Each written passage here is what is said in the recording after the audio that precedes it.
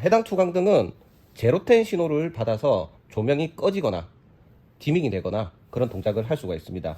이렇게 스마트폰을 이용해서 원격 제어도 가능하면서 이런 터치용 패널을 이용해서도 제어를 할 수가 있습니다. 그리고 밝기 제어, 이런 식으로 가능합니다. 지금 보여드리는 테스트는 이 투광등은 디밍 신호를 공급받는 투광등입니다. 즉 이런 아카라 제로텐 컨트롤러와 같은 IoT 통신을 하면서 디밍 신호를 유선으로 전달해주는 장치가 필요합니다. 실제로 스마트폰으로 제어를 하는 건 이 등기구를 제어하는 게 아니라 이 컨트롤러를 제어를 하는 겁니다. 그런데 설치를 하는 장소가 엄청나게 면적이 넓을 경우에 우리는 이런 실드선을 사용을 해야 됩니다. 결론은 이 투광등에 220V 전기도 공급을 해줘야 되지만 이 공장등의 컨버터 여기 인풋 쪽에 보면 신호선을 두 가닥을 플러스 마이너스를 연결을 해줘야 됩니다. 면적이 넓다 보니까 혹시나 전압 강화가 생기는 문제가 발생하지 않을까 이런 우려를 가지는 분들이 계셔서 제가 직접 실드선 24AWG의 3C 그리고 100m 전선을 구매를 했습니다. 결론은 테스트하는 부분은 이 컨트롤러 출력 부분에 다이렉트로 전압을 측정을 해보고 그리고 100m를 거쳐 간 뒤 여기에서 측정되는 전압을 또 측정을 해볼 것입니다.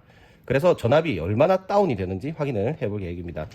제가 알고 있는 상식으로는 PWM 디밍은 전압 강화가 심하다. 그렇지만 이렇게 깔끔하게 그냥 DC 전원이 나오는 경우에는 전압 강화가 심하지 않다. 이렇게 알고 있습니다. 거기에다가 이렇게 실드선을 구매를 한 이유는 만약에 혹시나 뭐 주변에 노이즈가 발생했을 때 워낙 이제 저전압, 저전력이기 때문에 오동작이 발생할 수도 있습니다. 그래서 무조건 실드선을 사용을 해야 된다고 합니다. 아시다시피 24AWG 전선은 얇은 편입니다. 이 정도로도 문제가 없는지 확인을 해보도록 하겠습니다. 자, 먼저 최대 밝기를 한 뒤에 여기 근처 전혀 문제가 없는 아카라 컨트롤러, 제로텐 컨트롤러의 DC 플러스 마이너스를 측정을 해보겠습니다. 자, 출력되는 전압은 10.34V입니다. 10.34V를 인가하게 되면 이 공장등은 100% 밝기가 됩니다.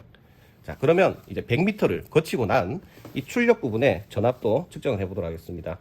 자, 플러스, 마이너스 0.01V가 떨어졌습니다. 전압 강화가 거의 없다라고 보시면 되겠습니다.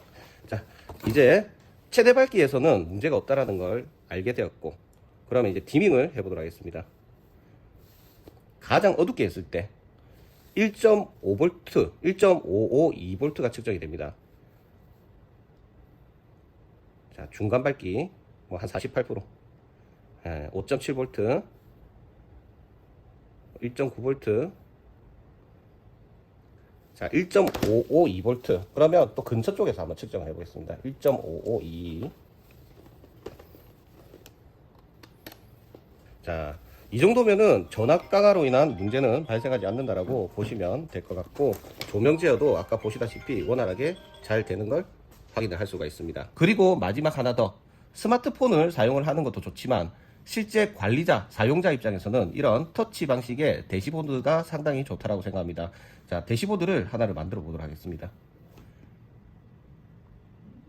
자, 여기 전등이 있습니다.